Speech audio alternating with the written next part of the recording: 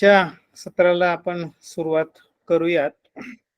आजच्या सत्रामध्ये कालच्या स्पेशल टाइप्स ऑफ कस्टमरमध्ये जो आपला भाग राहिलेला आहे, त्याच्यामध्ये ट्रस्ट अकाउंट त्याच्याविषयी माहिती घ्यायची आहे. त्याच्यानंतर HUF अकाउंट बद्दल माहिती घ्यायची आहे.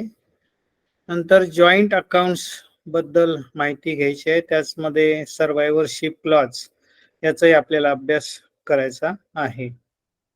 तर आपण ट्रस्ट अकाउंटनी सुरुवात करूयात. तर ट्रस्ट हे दोन प्रकारचे ट्रस्ट असतात. एक प्रायव्हेट ट्रस्ट आणि दुसरं पब्लिक ट्रस्ट. कुठल्याही ट्रस्टच्या बाबतीमध्ये तीन पार्टीज इन्व्हॉल्व झालेल्या असतात. त्याच्यामध्ये एक जो ट्रस्ट निर्माण करतो त्याला ऑथर ऑफ द ट्रस्ट किंवा मेकर ऑफ द ट्रस्ट असं म्हणलं जातं. त्याच्यानंतर ज्याच्या बेनिफिटसाठी ट्रस्ट स्थापन केला जातो त्याला बेनिफिशरीज म्हणतात. आणि ट्रस्ट डीड मध्ये जे काही लिहिलेलं आहे त्याची अंमलबजावणी कोणी करायची, त्यांची जी नेमणूक केलेली असते त्यांना ट्रस्टीज असं म्हणलं जातं. म्हणजे ऑथर ऑफ द ट्रस्ट और maker of the trust, beneficiary और बेनिफिशरीज आणि ट्रस्टीज अशा तीन पार्टीज याच्यामध्ये इन्व्हॉल्व झालेले असतात. ज्या कागदपत्रानं ज्या डॉक्युमेंटनी ट्रस्ट अस्तित्वात येतो त्याला ट्रस्ट डीड असं म्हणलं जातं. या ट्रस्ट डीडच्या आधारे ट्रस्टचे व्यवहार होतात. त्याच्यामध्ये ट्रस्टींना काय पॉवर्स आहेत हे पण नमूद केलेलं असतं. एकापेक्षा जास्त ट्रस्टी असतील तर सह्या खात्यावर किंवा इतर ठिकाणी व्यवहार करताना सगळ्यांनी करणं जॉईंटली सक्तीचं आहे का, ते मॅन्डेट देऊ शकतात करंट अकाउंट सारखं, हे त्याच्यात लिहिलेलं असतं. ट्रस्टीज ट्रस्टची प्रॉपर्टी गहाण ठेवू शकतात का, आणि प्रॉपर्टी गहाण ठेवून ट्रस्टच्या साठी कर्ज घेऊ शकतात का, याचे सर्व उल्लेख या ट्रस्ट डीड मध्ये नमूद असतात. त्यामुळे आपल्याला ट्रस्ट अकाउंट उघडताना अर्ज तर घ्यायचाच आहे. अर्जाबरोबर ट्रस्ट डीडची सर्टिफाईड कॉपी घ्यायची आहे. ती मूळ डीड वरून व्हेरीफाय करून घ्यायची आहे आणि मग ती आपल्या दप्तरी ठेवायची आहे. कारण प्रत्येक वेळेला व्यवहार करताना ट्रस्ट बरोबर आपल्याला ट्रस्ट डीड लागणार आहे. त्यामुळे ट्रस्टीज मॅन्डेट देऊ शकतील का, समजा 3 ट्रस्टीज आहेत तर ते असं लिहून देऊ शकतील का बँकेला की बुवा आमच्यापैकी 2 जण सह्या करतील. तसं ट्रस्ट डीड मध्ये नमूद आहे का बघायचं आहे. उद्या ट्रस्टी कर्ज मागायला आले तर ट्रस्टची प्रॉपर्टी गहाण देता येईल का, अशी तरतूद आहे का ते पाहावं लागेल. आणि ट्रस्टीजना कर्ज घेण्याचे अधिकार आहेत का, हे सर्व ट्रस्ट डीड मध्ये आपल्याला पाहावं लागणार आहे. आता ट्रस्टीज जे आहेत ते त्यांना ट्रस्ट डीड मधनं त्यांना या पॉवर्स मिळालेल्या असतात. त्यामुळे ते फर्दर डेलिगेट करू शकत नाही, त्यांच्या पॉवर दुसऱ्या कोणाला देऊ शकत नाही. त्यांच्यात ते असं म्हणू शकतात की मॅन्डेटनी की ठीक आहे आम्ही 3 जण आहोत तर 2 जण सह्या करतील आणि खात्यावर व्यवहार करतील, दॅट इज डिफरंट थिंग. त्याला मॅन्डेट म्हणलं जातं, अधिकारपत्र दिलं जातं बँकेला, अशा प्रकारे व्यवहार होतील ते. परंतु उद्या 3 ट्रस्टी आपल्याकडे आले बँकेकडे आणि म्हणाले की वा आम्ही तिघही बिझी आहोत, आम्हाला काही वेळ नाही आहे खात्यावर व्यवहार वगैरे करायचे काही, तर आमच्या वतीने आम्ही एक चार्टर्ड अकाउंट आमच्या वतीने एक चार्टर्ड अकाउंटंट नेमतो आणि तो हे सगळे व्यवहार करेल ट्रस्टचे, तर असं मात्र करता येणार नाही. कारण ट्रस्टीजना जे अधिकार मिळाले ते ट्रस्ट डीड मधून मिळाले, ते फर्दर कोणाला ते देऊ शकत नाहीत. हा एक महत्वाचा आपल्याला गोष्ट लक्षात ठेवावं लागेल. समजा 3 ट्रस्टीज आहेत, त्यातला एक ट्रस्टी मयत झाला, तर आपल्याला परत एकदा ट्रस्ट डीड बघावं लागणार आहे, की जे उर्वरित ट्रस्टी आहेत ते ट्रस्टचा व्यवहार चालू ठेवू शकतील का? हा महत्वाचा मुद्दा आहे. तसं असेल तर उर्वरित 2 जण व्यवहार चालू ठेवू शकतील. नसेल तर तिसरा ट्रस्टी हा कोर्टाकडून नेमून आणावा लागेल आणि मगच आपल्याला त्यांना व्यवहार करायची परवानगी देता येईल. तसंच एकच ट्रस्टीची नेमणूक केलेली असेल, ज्याला आपण सोल ट्रस्टी असं म्हणतो, आणि तोच मयत झाला तर नॅचरली त्याच्या जागी दुसरा ट्रस्टी कोर्टाकडून नेमून आणावा लागतो आणि मग आपल्याला त्या ट्रस्टचे व्यवहार आपल्याला चालू ठेवू शकता येतील नवीन ट्रस्टीच्या साह्यानं. आता या ठिकाणी अजून एक महत्वाची गोष्ट लक्षात ठेवायची ती अशी, की प्रायव्हेट ट्रस्टला रजिस्ट्रेशन हे सक्तीचं नाहीये, तर ऑप्शनल आहे. त्यांनी केलेलं असेल रजिस्ट्रेशन तर मागायला हरकत नाही, परंतु केलेलं नसेल तर आपण खातं उघडायला अडवायचं नाहीये. पण पब्लिक ट्रस्टच्या बाबतीत मात्र रजिस्ट्रेशन हे सक्तीचं आहे, कंपल्सरी आहे. आणि चॅरिटी कमिशनर जे असतात त्यांच्याकडे या ट्रस्टची नोंदणी होत असते, हे लक्षात ठेवायचं आहे. तर ट्रस्टच्या बाबतीमध्ये काही शंका असेल तर विचारा, नाही तर मग आपण पुढं जाणार आहोत.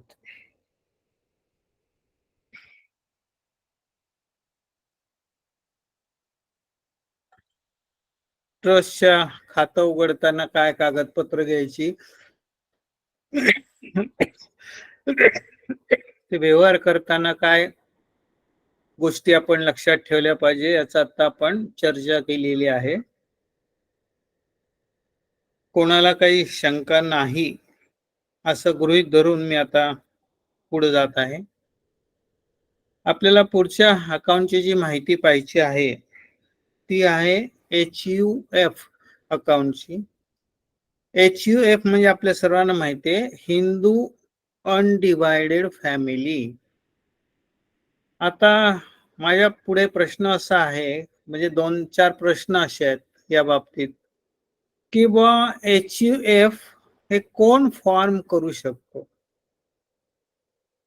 त्याच्यानंतर HUF कधी स्थापन करता येते? दुसरा प्रश्न माझ्या मनातला. तिसरं, HUF मध्ये जे काही सदस्य आहेत ते कसे सदस्य होऊ शकतात? आणि मग या HUF चा जो कारभार आहे तो कोण चालवतो, कोणाला अधिकार आहेत, याच्याविषयी आपल्याला आता माहिती घ्यायची आहे. तर मुळामध्ये एक लक्षात ठेवायचं आहे, की ओनली शीख, जैन आणि Hindu they are allowed to form HUF. Only Sikh, Jain and Hindu are allowed to form HUF. याचा अर्थ एखादी मुस्लिम व्यक्ती आली, एखादी ख्रिश्चन व्यक्ती आली आणि म्हणाली की आम्हाला HUF खातं उघडायचंय, तर आपल्याला HUF खातं उघडता येणार नाही. दुसरी गोष्ट, HUF कधी स्थापन करता येते, तर there should either be a ancestral property or ancestral business to form HUF. म्हणजे HUF स्थापन करण्यासाठी वंश परंपरागत धंदा तरी पाहिजे किंवा वंश परंपरागत संपत्तीच्या बाबतीमध्ये HUF स्थापन करता येते. आता नावातच त्याच्या आहे बघा, हिंदू अनडिवायडेड फॅमिली. म्हणजे ती एक फॅमिली आहे. त्यामुळे त्या फॅमिलीमध्ये जन्म झाला की त्याला त्या फॅमिलीचं म्हणजे HUFचं को पार्टनरशिप मिळते. म्हणजे जे काही ते कुटुंबातले व्यक्ती आहेत त्यांना काय म्हणलं जातं, तर को पार्टनर असा शब्द तो आहे. आणि म्हणून या HUFला दुसरं नाव सुद्धा को पार्टनरशिप फर्म असं आहे. म्हणजे जसं पार्टनरशिप असते, प्रोप्रायटरशिप असते, तशी को पार्टनरशिप म्हणजेच HUF असतं, हे लक्षात ठेवायचं आहे. मग आता या ठिकाणी ही जी को पार्टनरशिप आहे HUFची, ही त्या कुटुंबात जन्म झाल्यावर मिळते, मृत्यू झाल्यावर तो त्यातनं बाहेर पडतो. हा एक मार्ग झाला. दुसरा मार्ग, त्या कुटुंबाने जर दत्तक विधान करून एखाद्या मुलाला दत्तक घेतलं, मुलीला दत्तक घेतलं, तर त्याला सुद्धा या HUF कुटुंबाचं को पार्टनरशिप मिळते. तर हे दोनच मार्ग या ठिकाणी HUFची को पार्टनरशिप होण्यासाठी आहेत. आयदर त्यांनी त्या कुटुंबात जन्म घेतला पाहिजे किंवा त्या कुटुंबाने त्याला दत्तक घेतलं पाहिजे. तिसरा मार्ग उपलब्ध नाही.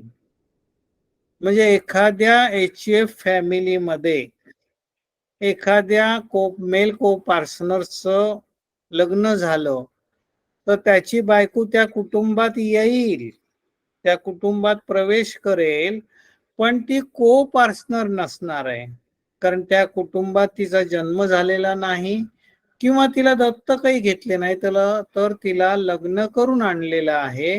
त्यामुळे शी कॅन नॉट बिकम दी को partner, but she is a member of that HUF. She is a member of that HUF. मेंबरच्या अधिकारामध्ये फरक आहे आणि को पार्टनरच्या अधिकारात फरक आहे. सध्या एवढंच लक्षात ठेवा की HUF कुटुंबामध्ये को पार्टनरशिप मिळवण्यासाठी फक्त दोनच मार्ग आहेत, आयदर बाय बर्थ और आयदर बाय ॲडॉप्शन, ज्याला आपण दत्तक घेणं असं म्हणतो. तिसरा मार्ग नाही, हे लक्षात ठेवायचं आहे. आता या HUFचे कारभार कोण बघतं, तर हे जे को पार्टनर्स आहेत, या को पार्टनर मधला सिनियर मोस्ट को पार्टनर हा त्या कुटुंबाचा कर्ता म्हणला जातो किंवा मॅनेजर म्हणला जातो. सो कर्ता ऑफ HUF किंवा मॅनेजर ऑफ HUF म्हणजे बेसिकली तो को पार्टनर असतो आणि तो सिनियर मोस्ट असतो आणि म्हणून त्याला सगळे अधिकार या ठिकाणी असतात. म्हणजे बँकेने खातं उघडताना नेहमीची कागदपत्र आपली घ्यायचीच आहे, KYC करायचीच आहे आणि एक कर्ता फॉर्म असतो, तो कर्ता फॉर्म भरून घ्यायचा असतो. कर्ता फॉर्म म्हणजे काय असतं, इट इज अ डिक्लरेशन, की अशी अशी HUF आहे आणि या HUFचा मी कर्ता आहे आणि बाकीचे को पार्टनर खालील प्रमाणे आहेत, त्यांची त्या ठिकाणी यादी दिलेली असते, असा तो फॉर्म असतो. तर याप्रमाणे आपल्याला ते खातं उघडता येईल. कायद्यानं सगळे अधिकार हे कर्त्याला असतात. म्हणजे कर्त्याच्या सहीनं आपल्याला HUFचं खातं उघडता येतं. खात्याचे व्यवहार पण कर्त्याच्या सहीनं होतात. जर लोन द्यायचं असेल, म्हणजे त्या HUF कुटुंबाचा जो वंश परंपरागत धंदा आहे, त्या धंद्याला जर कर्ज द्यायचं असेल, तर ते एकट्या कर्त्याच्या सहीनं डॉक्युमेंटवर सही घेऊन पण कायद्यानं देता येतं. एवढे अधिकार या कर्त्याला आहेत. आणि फक्त कर्त्यानी सही करून सुद्धा त्या कुटुंबाची जी वंश परंपरागत मालमत्ता आहे त्यातला प्रत्येकाचा हिस्सा हा कर्जापोटी बांधला जातो, जरी त्यांच्या सह्या नसतील तरी सुद्धा. अर्थात कर्ता हा वैयक्तिक पण जबाबदार असतो, त्याचा त्या प्रॉपर्टी मधला हिस्साही जबाबदार असतो. बाकीच्या कोपर्सनरच्या बाबतीमध्ये मात्र त्या प्रॉपर्टी मधला त्यांचा हिस्सा मात्र आपोआप कर्त्याच्या सहीनं बांधला जातो. ते वैयक्तिक जबाबदार नाहीत बाकीचे कोपार्टनर, परंतु त्यांच्या प्रॉपर्टी मधला जो काही हिस्सा असेल इन्क्लुडिंग मायनरचा हिस्सा सुद्धा बांधला जातो. हे कायद्यामध्ये नमूद आहे, म्हणून फक्त कर्त्याच्या सहीनं कर्ज दिलं तरी चालतं. परंतु बँका काळजी म्हणून, अबेंडन प्रिकॉशन म्हणून काय करतात, तर बाकीच्या कोपार्टनर्स कडनं एक पत्र घेतात की बुवा ही जी आमची अँसेस्ट्रल प्रॉपर्टी आहे HF ची, जी का सर्वांची आहे, कॉमन ओनरशिप त्याला म्हणतात, common ownership, common enjoyment of that property हा सामायिक हिस्सा असतो.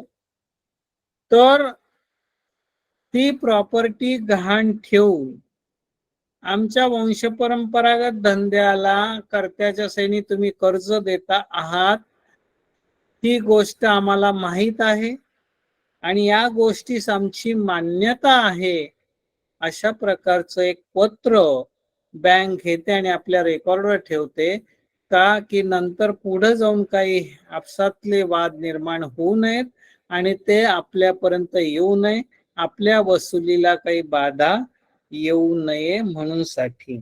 जरी कायद्यात तरतूद असली तरी एक जास्त काळजी म्हणूयात, असं करून आपण कर्ज देतो.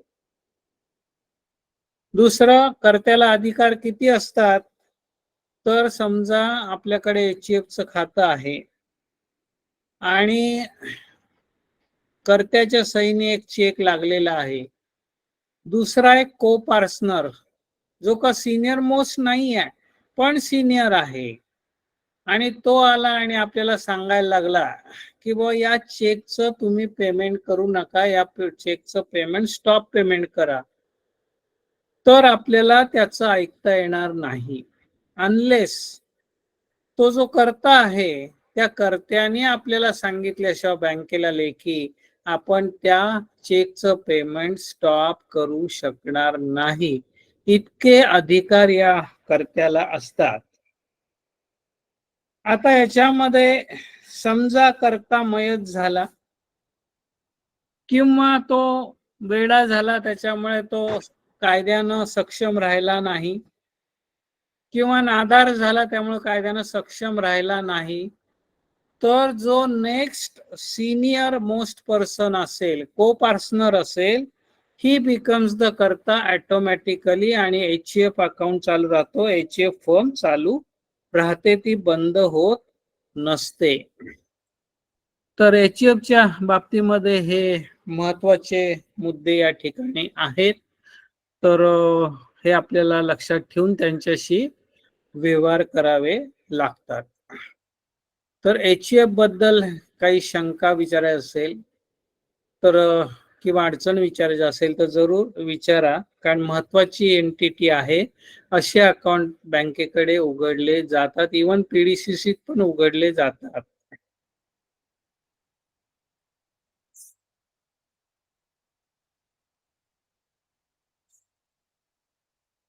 आज पिसोळे साहेब जॉईन झालेले आहेत ना? पिसोळे साहेब आहे सर. मग तुम्ही प्रश्न, हो काल तुम्ही नाही तर कोणी विचारलंच नाही काही. काल सर जॉईन होता आला नाही सर, थोडस.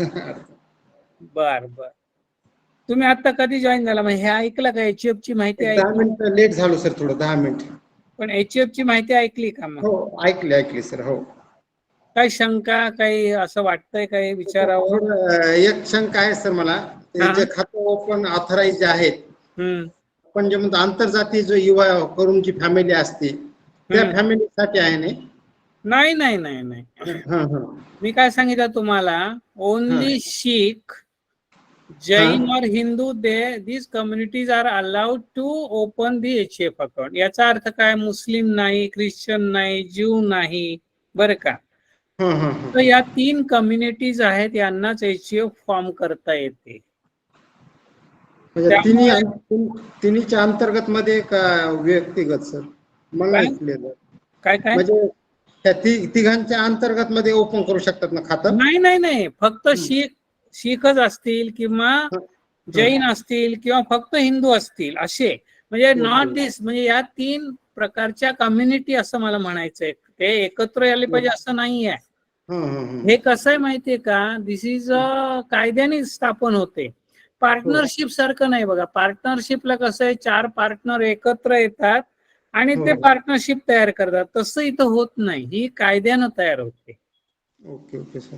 म्हणून यापैकी कोणी चालेल, हिंदू, ती फॅमिली हिंदूंची असेल, ती फॅमिली जैनांची असेल किंवा ती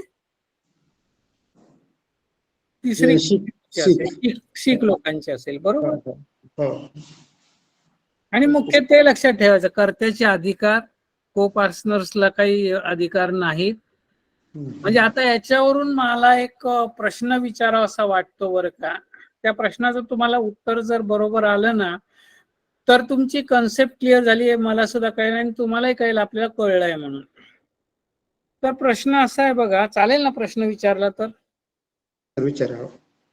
तर प्रश्न असा आहे की आपल्याकडे एक HF, बँकेकडे HF अकाउंट आहे बरं का, आणि त्या HF अकाउंट मधला कर्ता जो आहे तो मयत झाला आहे, आणि मयत झाल्यानंतर त्याच्या मागे कोण राहिलं आहे, तर त्याची पत्नी आणि 2 अज्ञान मुलं, असे मागे राहिलेले को पार्टनर्स आहेत. तर आता हे खातं आपल्याला बँकेला चालू ठेवता येईल का, हा पहिला प्रश्न. आणि चालू ठेवता येणार असेल तर कोणाच्या सहीनं व्यवहार करावे लागतील, हा दुसरा प्रश्न आहे. तर मला याचं उत्तर जर बरोबर दिलं तर तुमच्या कन्सेप्ट क्लिअर झाले माझ्या लक्षात येईल. ते मयत झाल्यानंतर अधिकार पत्नीला जायला पाहिजे सर? पत्नीला जायला पाहिजे, बर ठीक आहे, बघू आपण याच्यावर चर्चा करूया. बाकी ज्यांचं काय म्हणणं आहे.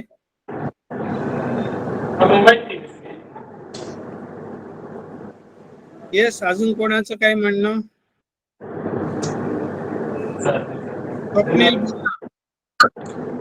सर खातं चालू ठेवता येईल पत्नीच्या ह्याने. पत्नीच्याने चालू ठेवता येईल, ठीक आहे, तुमचं नोट घेतलीये मी. आणि कोणाला काही? एकत्र हिंदू कुटुंबातलं खातं आहे ना सर ते याचे. बर बर बर, ठीक आहे, त्यामुळं काय करू ना चर्चा, त्याच्यावर करूया. आणि कोणाचं काही म्हणणं आहे का, ऐकून घेऊयात. पिसुरे साहेब, तुमचं काय म्हणणं आहे याच्यावर? चालू ठेवता येईल सर, पत्नीच्या अधिकारात चालू ठेवता येईल ते. चालू ठेवता येईल, बर. बाकी कोणाला काही म्हणायचं आहे? बर, आता मी काय तुम्हाला प्रश्न विचारतोय बघा बरं का. मी काय सांगितलं ते परत एकदा आठवण करून देतो. कर्ता कोण होऊ शकतो? बेसिकली ही इज ए को पार्टनर, मान्य आहे का? कर्ता हा कोणापैकी असतो? को पार्टनर पैकी असतो. म्हणजे बेसिकली ही शुड बी को पार्टनर. आणि मग सिनियर मोस्ट को पार्टनर हा कर्ता असतो, मान्य आहे? मी असं सांगितलं हो. बर, आता मला सांगा को पार्टनरशिप कशी मिळते म्हणून सांगितलं मी. 2च मार्ग आहेत, आयदर बाय बर्थ, त्या कुटुंबात जन्म झाला तर, किंवा बाय ॲडॉप्शन, म्हणजे त्या कुटुंबात दत्तक आला तर. ओके, तर तो को पार्टनर होतो, आणि मग सिनियर मोस्ट को पार्टनर हा कर्ता असतो. आता मला असं सांगा, ही जी पत्नी आली आहे त्या कर्त्याची, ती कुटुंबात कशी प्रवेश करती झाली आहे? त्या कुटुंबात जन्म झालाय का तिचा? नाही, बरोबर. ती दत्तक आली आहे का त्या कुटुंबात? नाही. कशी आली आहे? तर लग्न होऊन आली आहे. मग लग्न होऊन आल्यावर को पार्टनरशिप मिळते का? तर नाही मिळत. मग ती जर को पार्टनर नाही तर ती कशी करता होईल, तर होणार नाही. अर्थात मुलं होतील सर मग. हा, ऐका ना, पुढे ऐका. हे अर्ध उत्तर झालंय. ठीक आहे. हो सर. आता अकाउंट चालू ठेवता येईल तो कसा? मग आता को पार्टनर कोण आहे? तर ही जी 2 अज्ञान मुलं आहेत ती को पार्टनर. हे बरोबर आहे का? कारण त्या हो. कुटुंबात त्यांचा जन्म झालेला आहे, पण ती अज्ञान आहेत. म्हणजे त्यांना सही करायचे अधिकार आहेत का? नाहीत. मग अज्ञानाच्या बाबतीत त्याच्या वतीनं कोण सहाय्य करतं? तर गार्डियन. बरोबर की नाही? काल आपण पाहिले ना पालकांचे प्रकार वगैरे, आठवत आहे ना? नैसर्गिक पालक, टेस्टामेंटरी पालक आणि कायदेशीर पालक. आई त्यांची कायदेशीर आपलं नॅचरल गार्डियन आहे. मग ते खातं चालू राहील, सही पण ती पत्नी करेल त्या कर्त्याची, मयत कर्त्याची. पण ती कशी सही करेल? तर in the capacity of guardian of that minor. आलं का लक्षात? त्या 2 मायनर मधला जो मोठा आहे त्या मायनरच्या वतीनं पालक म्हणून ती सही करेल आणि ते खातं चालेल. पटतंय पिसुरे साहेब? हो सर, बरोबर. म्हणजे इतका कसा आहे की कन्सेप्ट क्लिअर असले की मग आपल्याला हे कळतं बघा. बरोबर सर. आणि म्हणून हा मुद्दाम प्रश्न तुम्हाला मी घातला होता. तर स्वप्नील लोखंडेजी, पटलं तुम्हाला? हो सर. मान्य आहे तुम्हाला? व्हेरी गुड, व्हेरी हो. गुड. चला, म्हणजे आता कन्सेप्ट आपल्या क्लिअर झाल्या. तसंच ट्रस्ट बद्दल काही विचारायचं आहे का? बरं सर, नंतर ते सज्ञान मुलं झाल्यानंतर पुन्हा ते अधिकार ते त्यांच्याकडे जातील ना, मुलांकडे? त्यांच्या ऑफकोर्स आपण काल अज्ञानाच्या बाबतीत पाहिलं ना, इव्हन अज्ञानाचं जेव्हा पालक खातं चालवतो, ज्या दिवशी तो मेजर होईल त्या दिवशी त्याच्या सहीने खातं चालतं, त्या दिवशीपासून. कारण त्याचे पालकाचे अधिकार संपुष्टात येतात. बरोबर सर. आता ट्रस्ट बद्दल काही विचारायचं आहे?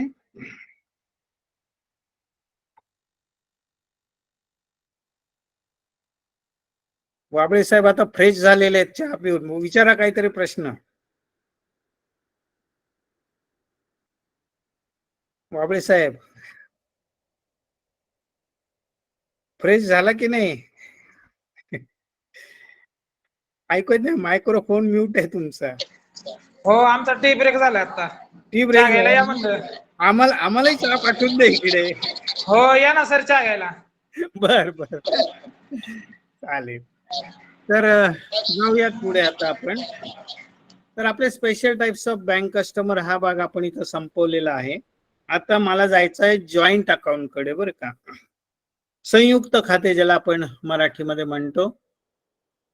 तर जॉईंट अकाउंट कधी तयार होतो?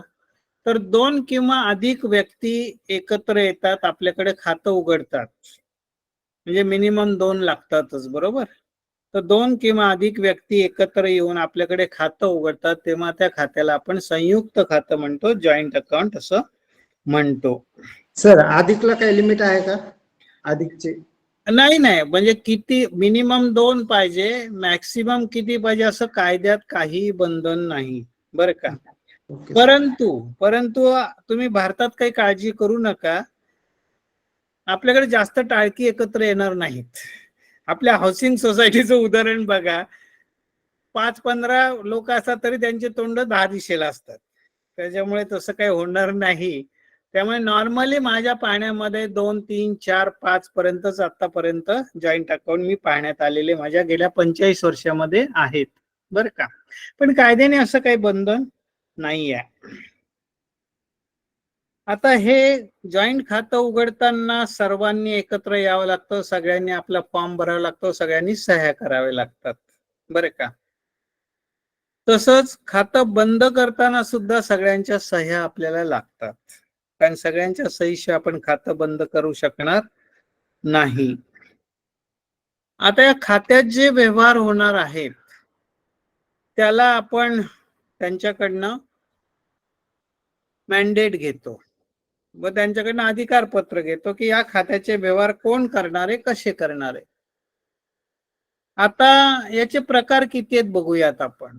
एक तर सगळेजण सह्या करतील आणि जॉईंट ऑपरेशन असेल, म्हणजे सगळ्यांच्या सहीनं त्यात काय व्यवहार व्हायचे ते सगळ्यांच्या सहीनं होतील, त्याला म्हणायचं जॉईंट ऑपरेशन. असं नसेल तर ते सांगतील की आमची सूचना अशी लिहून घ्या, आयदर ऑर सर्व्हायव्हर. हे आपण ऐकलाय का शब्द? हा शब्द आपण ऐकलाय का, आयदर ऑर सर्व्हायव्हर? आहे. याला म्हणतात सर्व्हायव्हरशिप क्लॉज, बरं का. आता याचा अर्थ समजून घ्या. आयदर च्या पुढे कंसामध्ये ऑफ ओस असा आहे. ऑफ ओस हे सायलेंट आहे, पण आहे आयदर कंसात ऑफ ओस हा एक भाग आहे आणि ऑर पासून दुसरा भाग आहे. अर्थ लावताना असं करायचं आहे. आयदर ऑफ ओस याचा अर्थ दोघही जण जिवंत असतील तर दोघांपैकी कोणीही एक. तुमच्या मराठीतल्या फॉर्मवर असंच लिहिलं असेल बघा, दोघांपैकी कोणीही एक. पण याचा अर्थ काय, दोघं जिवंत असतील तेव्हा दोघांपैकी कोणीही एक व्यवहार करू शकेल. आयदर ऑफ अस हा एक भाग झाला. पुढं काय म्हणलंय बघा, ऑर म्हणजे असं नसेल तर, अशी परिस्थिती नसेल तर, म्हणजे एखादा मयत झाला असेल तर, ऑर सर्व्हायव्हर, मग या केसमध्ये जो सर्व्हाइव्ह होईल, जो माग राहील तो व्यवहार करेल. आलं लक्षात? सो आयदर ऑफ सर्व्हायव्हरचा अर्थ हा इथे आपल्याला समजून घ्यायचा आहे आणि याला सर्व्हायव्हरशिप क्लॉज असं म्हणलं जातं. सर्व्हायव्हरशिप क्लॉजचा दुसरा एक अजून सर्व्हायव्हरशिप क्लॉज आहे, तोही महत्वाचा आहे. समजा एखादी वृद्ध व्यक्ती आहे आणि त्या वृद्ध व्यक्तीची इच्छा अशी असेल की बुवा मी आहे जिवंत तोपर्यंत माझाच अधिकार चालला पाहिजे, माझे पैसे आहेत, माझाच अधिकार चालला पाहिजे. हा, माझ्या नंतर माझ्या मुलाला मिळाले तर माझी काही ना नाहीये, मला द्यायचेच आहेत त्याला, पण मी जिवंत असताना नाही. मग या ठिकाणी आयदर ऑर सर्व्हायव्हर घेऊन उपयोग होणार नाही, कारण आयदर ऑर सर्व्हायव्हरचा अर्थ आपण पाहिला, दोघही जिवंत असताना कोणीही एक. पण हे तर नकोय त्या वृद्धग्रस्ताला. मग या ठिकाणी त्यांनी आपल्याला सांगावं लागतं बँकेला सूचना, फॉर्मर ऑर सर्व्हायव्हर. फॉर्मर ऑर सर्व्हायव्हरचा अर्थ असा की नंबर एकच, दोघही जिवंत आहेत तोपर्यंत नंबर एकच व्यवहार करेल. तो फॉर्मर ऑर तसं नसेल तर, म्हणजे फॉर्मर मयत झाला, नंबर एक मयत झाला, तो जो सर्व्हाइव्ह होईल तो व्यवहार करेल. अशी सूचना त्या ठिकाणी आपल्याला घ्यावी लागेल, फॉर्मर ऑर सर्व्हाइव्ह. आता या ठिकाणी एक दोन्ही बाबतीमध्ये एक महत्वाची गोष्ट लक्षात ठेवायची आहे. हा जो काही सर्व्हायव्हरशिप क्लॉज आहे तो आयदर ऑर सर्व्हायव्हर असेल किंवा फॉर्मर ऑर सर्व्हायव्हर असेल किंवा लॅटर ऑर सर्व्हायव्हर असेल, म्हणजे नंबर दोन त्याच्यानंतर नंबर दोन मयत झाला, त्याला लॅटर ऑर सर्व्हायव्हर म्हणतात. तर कुठल्याही सर्व्हायव्हरशिप क्लॉज असेल तर एक वाक्य पाठ करायचंय आपल्याला, the survivorship clause is applicable on maturity only. हे अगदी आपल्या मनावर बिंबलं गेलं पाहिजे की बा सर्व्हायव्हरशिप क्लॉज कधी ऍप्लिकेबल होतो, तर ऑन मॅच्युरिटी ओनली.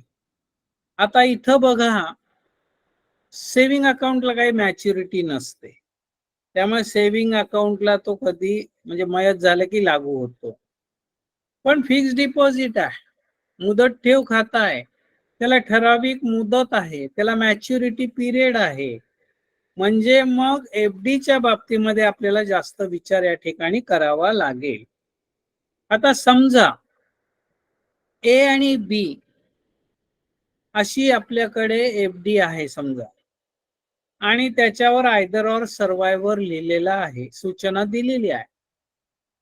आता या केसमध्ये जर बी आपल्याकडे आला, पावती घेऊन आला, बी पावती घेऊन आला, म्हणाला पहा ही आमच्या दोघांच्या नावावर ही पावती आहे, या पावतीवर तुम्हीच सूचना लिहिली आहे की आयदर ऑर सर्वायवर, दोघांपैकी कोणीही एक.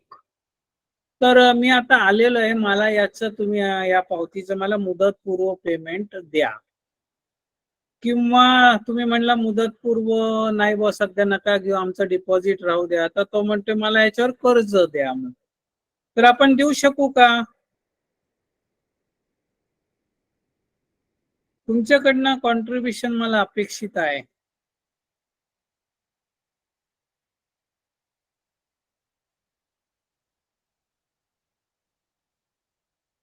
प्रकाश भरणे,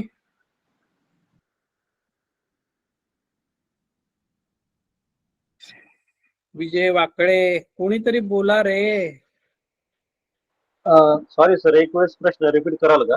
थोडासा रेंजचा इश्यू, आवाज कट होत आहे. करतो. आपल्याकडे ए आणि बी अशी जॉईंट डिपॉझिट, फिक्स डिपॉझिट आहे, मुदतीचं आहे, त्याची मुदत संपायची आहे, त्याच्यावर सूचना आहे पावतीवर आयदर ऑर सर्व्हायवर. बी त्याच्यापैकी आला आणि आपल्याला विनंती करतो आहे की बा ही पावती घ्या, आमच्या दोघांचं नाव आहे आणि तुम्ही पावतीवर लिहिलेलं आहे आयदर ऑर सर्व्हायवर, म्हणजे दोघांपैकी कोणीही एक. तर मला या पावतीचे मुदत संपण्याच्या आधी पैसे द्या. समजा तुम्ही म्हणले नाही बा आमचं डिपॉझिट कमी होईल, राहू द्या, तर तो म्हणतो मला कर्ज तरी द्या, माझी निकड भागेल. तर आपण देऊ शकू का?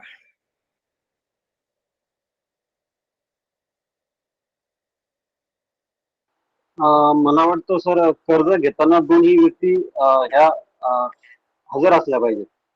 हो, पण तो काय सांगतोय, तुम्हीच पावतीवर लिहिलंय आयदर सर्व, दोघांपैकी कोणी एक. मग आलोय की मी एक. पण मग आपण कर्ज हे कोणाला द्यायचं ना?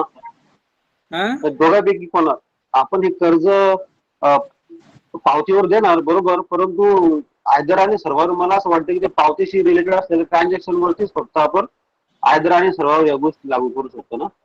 कर्जासाठी मला तरी वाटत की लागू होईल. मग देऊ शकू का आपण का नाही? नाही, मला वाटतं नाही देऊ शकत. जो जिवंत, जोपर्यंत पहिला जिवंत आहे हा तोपर्यंत हा हा. पहिला येणं आवश्यक आहे. तर तो कसा भांडतोय आपल्याशी लक्षात घ्या, म्हणून त्याला आपल्याला योग्य उत्तर द्यावं लागेल. तो काय भांडतोय आपल्याशी, तुम्हीच लिहिलंय पावतीवर दोघांपैकी कोणी एक, बरोबर ना? आणि आता म्हणतो नाही. मग त्याला आपल्याला काय समजून सांगावं लागेल, बघा बाबा रे तुझं म्हणणं खरं आहे, पण दोघांपैकी एक कोणी कधी ऑन मॅच्युरिटी. आता याची मुदत संपली आहे का? तू मुदत संपल्यावर जर आमच्याकडे आला तर तुला आम्ही पैसे देऊ, कर्ज वगैरेचं नाही, कारण कर्जाचं म्हणजे मुदतच संपलेली आहे. तुला आम्ही पेमेंट देऊ एकट्याला, पण त्याच्या आधी कुठलाही व्यवहार करायचा असेल तर दोघांच्या सहीने करावं लागतं. मग मुदतपूर्व पेमेंट करायचा असो, कर्ज द्यायचा असो, मुदत संपण्याच्या आधी काही व्यवहार करायचा असला, आणि जरी आयदर ऑर सर्वायर असलं तरी आयदर ऑर सर्वायवर ही सूचना is applicable on maturity only. त्यामुळे त्याच्या आधी कुठलाही व्यवहार करायचा असेल तर तो संयुक्त सहीनच होणार आहे. त्याला आपल्याला समजून सांगावं लागेल, बरोबर आहे का? Yes sir, yes sir. तर असं ते. आता माझा पुढचा प्रश्न असा आहे की ए आणि बी ची पावती आहे, आयदर ऑर सर्वायवर लिहिलेलं आहे, पावतीची मुदत अजून संपायची आहे, ए मयत झालाय, बरोबर? आणि आता बी आलेला आहे आपल्याकडे आणि तो म्हणतोय की बा ही पावती घ्या, हे एच डेथ सर्टिफिकेट घ्या आणि मला पैसे द्या. आता आयदर ऑर सर्वायवर आहे, तो तर गेला आहे, आता मीच राहिलो आहे, तर मला पैसे द्या. परत एकदा प्रश्न रिपीट करतो मी. आपल्याकडे ए आणि बी नावानी मुदत ठेव पावती आहे, त्या पावतीची मुदत संपायची आहे. ए मयत झालाय मुदत संपण्याच्या आधीच, बी आपल्याकडे पावती घेऊन आला आहे, तो आपल्याला पावती देतो आहे, ए चं डेथ सर्टिफिकेट देतो आहे आणि विनंती करतो आहे की आता ए मयत झालाय, हे त्याचं डेथ सर्टिफिकेट पावतीवर आयदर सर्वांवर लिहिलेलं आहे, तर तुम्ही मला आता या पावतीचे पैसे द्या. तर देता येतील का?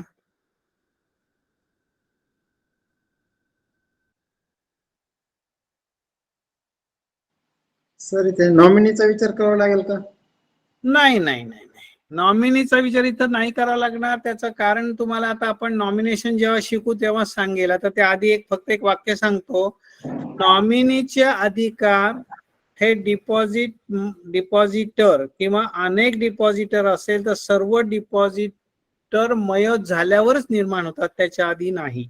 दोघं पण. Okay sir. तर हे वाक्य लक्षात ठेवा. त्यामुळे आता त्याचे अधिकारच निर्माण झालेले नाहीत. हा मग सर द्यायला पाहिजे त्यांना. बी ला द्यायचं आपल्याला. हा, द्यायला पाहिजे, द्यायला पाहिजे. द्यायला पाहिजे. पण मी तर तुम्हाला काय सांगितलं की ही जे सर्व्हायव्हरशिप क्लॉज आहे हा ऍप्लिकेबल कधी होतो? ऑन मॅच्युरिटी मॅच्युरिटी नंतर. ओनली. आता मॅच्युरिटी झाली नाही आहे, मग कसं देता येईल? नाही देता येणार ना. मॅच्युरिटीच्या आधी काहीही व्यवहार करायचा असेल तर तो कसा करावा लागतो? संयुक्त करावा लागतो, बरोबर का? Yes sir. हा, आता मग मला सांगा, ए जिवंत असता तर एची सही घेतली असती हो, पण आता ए तर गेलाय वर. आता वर कसं जाणार? आपल्याला वर जाता येणार नाही, वर गेलं तर खाली येता येणार नाही, बरोबर की नाही? मग आता एच्या जागी समजा अगदी निकड आहे आणि द्यायचे ठरले पैसे, बँकेने द्यायचं ठरलं. आता कोऑपरेटिव्ह मध्ये आपण काम करतो साहेब, आपल्याला द्यावे लागतात, बराच वेळा द्यावे लागतात की नाही? डायरेक्टरच्या संबंधातला आहे, मग काय करणार तुम्ही? नाही म्हणणार? मग यातनं मार्ग काय सांगतो कायदेशीर? ए नाही ना, ठीक आहे, ए चे वारस, ए ऐवजी ए चे वारस आणि बी यांना संयुक्त पेमेंट करावं लागतं, तर ते कायदेशीर होईल. या ठिकाणी आलं लक्षात? त्याला काय सांगलं? एक तर मॅच्युरिटी पर्यंत थांब, बरं का? एक तर एक मिनिट साहेब, पावसाला मी जरा काच लावून येतो.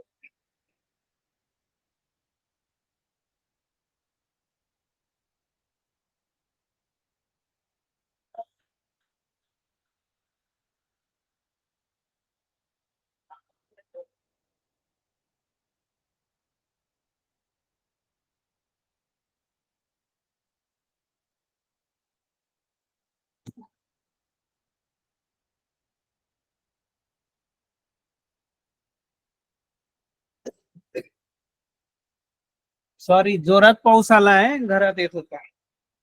तर आपण सुरू करूयात. तर आपल्याला या ठिकाणी ए चे वारस अगदी करायचंच ठरलं तर ए चे वारस आणि बी यांच्या सह्या घेऊन मग आपल्याला संयुक्त पेमेंट करता येईल, हे लक्षात ठेवायचं आहे. त्यामुळे मी जे काही वाक्य सांगितले ना ते कायम लक्षात ठेवायचे आहेत. का survivorship clause is applicable on maturity only. त्याच्या आधी काही व्यवहार करायचा असेल तर तो संयुक्तच होतो, बरं का? हे एक लक्षात ठेवायचं आहे. ठीक आहे. तर आता ओके, बाकी काय याच्यामध्ये अजून?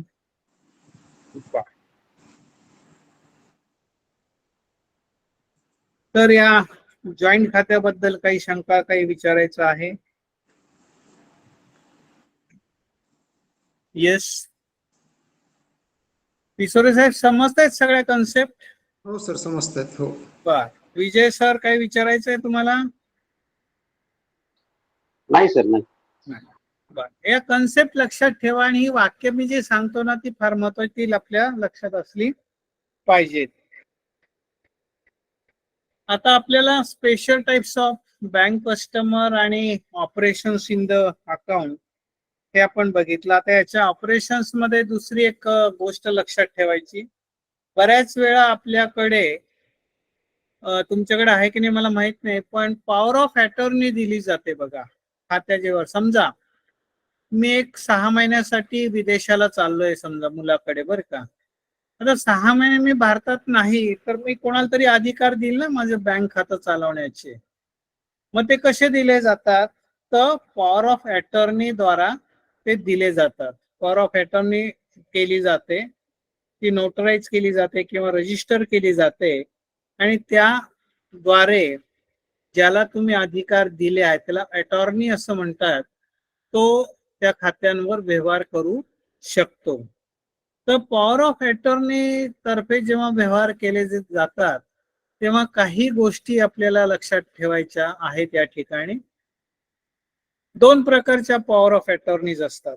एक स्पेसिफिक पॉवर ऑफ अटॉर्नी म्हणजे ठराविक मुदतीसाठी दिली असेल. मी जर 6च महिने चाललो असेल तर 6 महिन्याचीच देईल ना पॉवर ऑपरेट करण्याची, किंवा स्पेसिफिक एखादी गोष्ट करण्यासाठीच पॉवर देईल, सगळ्या गोष्टी नाही. बाबा माझा फ्लॅट आहे तो भाड्याने द्यायची पॉवर देईल, भाडं वसूल करायची पॉवर देईल, बाकीच्या पॉवर विकण्याची पॉवर देणार नाही.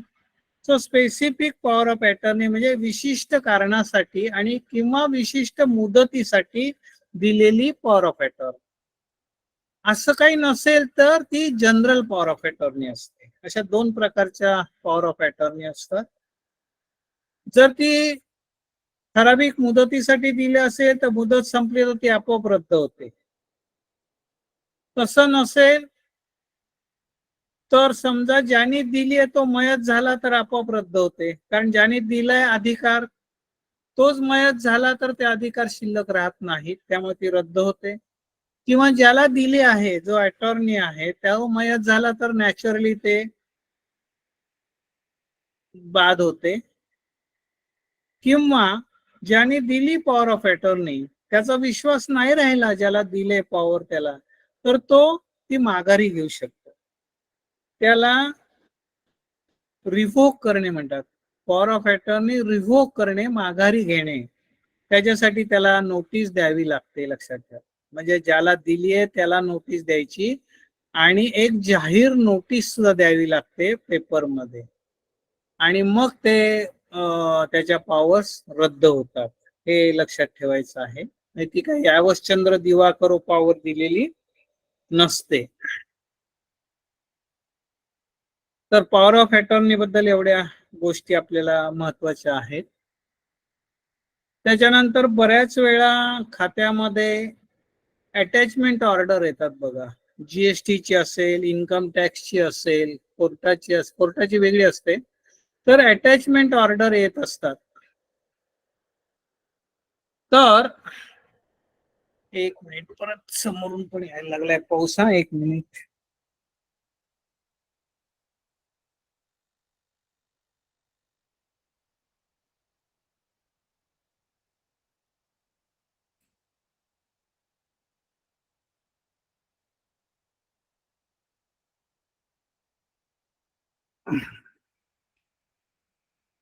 तर अटॅचमेंट जे आहे त्याच्याविषयी आपल्याला माहिती पाहिजे. खात्यामध्ये एखाद्या खात्याला जर अटॅचमेंट ऑर्डर आली तर काय करायचं. त्या ज्या अटॅचमेंट ऑर्डर्स आहेत ह्या 2 प्रकारच्या असतात. एक आहे गार्निशी ऑर्डर नावाची ऑर्डर असते. गार्निशी ऑर्डर ही कोण देते? तर कोर्ट देते बरं का. कधी देते? समजा ए नी बी ला पैसे उसने दिलेत बरं का, आणि तो काही ते उसने ए ला घेतलेले पैसे परत देत नाही आहे. आता या ए ला कळतं की त्याचं युनियन बँकेत खातं आहे बीचं आणि तिथं पैसे पडलेले आहेत तरी आपले पैसे देत नाही.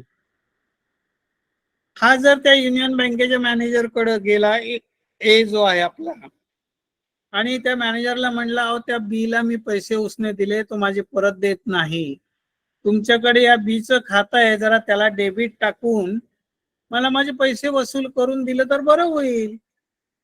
तर तो युनियन बँकेचा मॅनेजर देईल का त्याला ए ला पैसे? तुम्ही द्याल का? नाही देणार. नाही देणार, कारण त्याला त्याच्या खात्याला डेबिट टाकायचे अधिकार कुठे आहेत, नाही का. त्याने काही चेक नाही दिला, विड्रॉल नाही, पत्र नाही, काहीच नाही दिलेलं, नाही का. मग तो देऊ शकणार नाही. हे बरोबर आहे, ठीक आहे. मग आता याला काय मार्ग आहे, तर तो कोर्टात जातो आणि कोर्टाला सांगतो आणि पुरावे पण देतो कोर्टाला की मी याला असे असे पैसे उसने दिले होते, त्याचे हे पुरावे, आणि ह्याच्याकडे पैसे असून हा मला पैसे देत नाही, त्याचं युनियन बँकेत खातं आहे, तर कोर्टाने ऑर्डर युनियन बँकेला करावी की त्याच्या खात्याला डेबिट टाकून मला माझे पैसे द्यावे. तर कोर्टाला जर पटलं, ते समाधान वाटलं आणि हे बरोबर आहे असं वाटलं, तर कोर्ट ऑर्डर काढते, त्याला म्हणतात गार्निशी ऑर्डर. ती गार्निशी ऑर्डर याला युनियन बँकेला पाठवली जाते आणि मग ती गार्निश ऑर्डर युनियन बँकेला पाठवल्यानंतर युनियन बँकेला पण अधिकार आहे, उद्या बीच्या खात्यात बॅलन्स आहे पण बीचं कर्ज खातं आहे ते थकीत झालं असेल, तर नॅचरली युनियन बँक याचे पैसे देणार नाही आपली वसुली सोडून. ते आधी मागतील मला काय घ्यायचे, बँक म्हणून माझी काही वसुली आहे का ते बघेल, आणि मग जर तसं नसेल तर तो बॅलन्स डेबिट टाकेल कोर्टाच्या ऑर्डर प्रमाणे आणि कोर्टात त्याचा भरणा करेल किंवा याला पैसे देईल, पण शक्यतो कोर्टात भरणा करतात बरं का. तर याला म्हणायचं गार्निश ऑर्डर. आता ही कधी इश्यू केली गेली बघा, ए आणि बी हे दोन प्रायव्हेट पार्टीज आहेत, तर प्रायव्हेट कर्ज वसूल करण्यासाठी काढलेली ही कोर्टाने ऑर्डर आहे, हे लक्षात घ्यायचं आहे. आता दुसरा जो प्रकार आहे तो मी काय म्हणलं तुम्हाला, इन्कम टॅक्सची अटॅचमेंट असते. आता इन्कम टॅक्स जीएसटी ही जी अटॅचमेंट असते ही कोण काढतं, इन्कम टॅक्सचा ऑफिसर असेल, जीएसटीचा ऑफिसर असेल, म्हणजे हे गव्हर्नमेंटचे अधिकारी आहेत, बरोबर आहे की नाही, आणि हे रेव्हेन्यूचे अधिकारी आहेत, म्हणजे गव्हर्नमेंटचा रेव्हेन्यू कलेक्ट करणारे हे अधिकारी आहेत. So it is a revenue order issued by that revenue officer, की बुवा बँकेला ते कळवतात इन्कम टॅक्सला याच्याकडून एवढं एवढं घेणं आहे, त्याचे खाते तुमच्याकडे आहे, ते सगळे तुम्ही फ्रीज करा आणि आम्हाला पैसे द्या. अशी ऑर्डर आली अटॅचमेंटची की मग परत एकदा बँक बघते आपलं स्वतःच काही घेणं आहे का, आपलं स्वतःच घेणं असेल तर ते आधी घेणार आणि उरले काही पैसे तर इन्कम टॅक्सला किंवा जीएसटीला किंवा अन्य कुठल्या रेव्हेन्यू ऑफिसरला ते देणार आहे, हे लक्षात ठेवायचं आहे. तर अशा दोन प्रकारच्या अटॅचमेंट असतात, त्या आल्यानंतर आपण कसं वागायचं हे आपण या ठिकाणी बघायचं आहे. ठीक आहे. त्याच्यानंतर एक महत्वाचं अजून असं आहे की डीफ अकाउंट्स, म्हणजे 10 वर्ष जर खातं इनऑपरेटिव्ह राहिलं किंवा 10 वर्ष डिपॉझिट, समजा एफडी आहे, 10 वर्ष मॅच्युअर होऊन झालेत, कोणी मागायलाच आलेलं नाहीये, अनक्लेम्ड डिपॉझिट म्हणतात त्याला, तर 10 वर्ष झाल्यानंतर बँक ते डिपॉझिट आपल्याकडे ठेवून घेऊ शकत नाही, तर ते DEAF डीफ अकाउंट आहे रिझर्व्ह बँकेकडे, त्या अकाउंटला आपल्याला दरमहा असे अकाउंट्स पाठवावे लागतात, त्याचं रेकॉर्ड ठेवावं लागतं, आणि समजा तो खातेदार आला तर त्याला व्याजासकट द्यायचे आहेत पैसे आणि रिझर्व्ह बँकेकडनं ते क्लेम करायचे आहे. सध्या रिझर्व्ह बँक अशा बॅलन्सवर 3% व्याज देतं, तर तो आल्यानंतर त्याचे प्रिन्सिपल आणि 3% व्याज हे त्याला परत करायचं आणि रिझर्व्ह बँकेकडनं त्याची मागणी करायची, रिझर्व्ह बँक ते पैसे आपल्याला परत देते. तर हा एक ऑपरेशन साइड मधला महत्वाचा नियम आहे डीफ अकाउंटचा, 2014 साली हे आलेलं आहे. तर मला असं वाटतं आता ऑपरेशनच्या बाबतीत फक्त एक महत्वाचा मुद्दा राहिला आहे, तो खूप मोठा आहे, म्हणजे त्याला 1 तास त्यालाच लागणार आहे, तो म्हणजे nomination rules for cooperative banks, settlement of nomination claims and disease claim, याविषयीची आपल्याला माहिती घ्यायची आहे.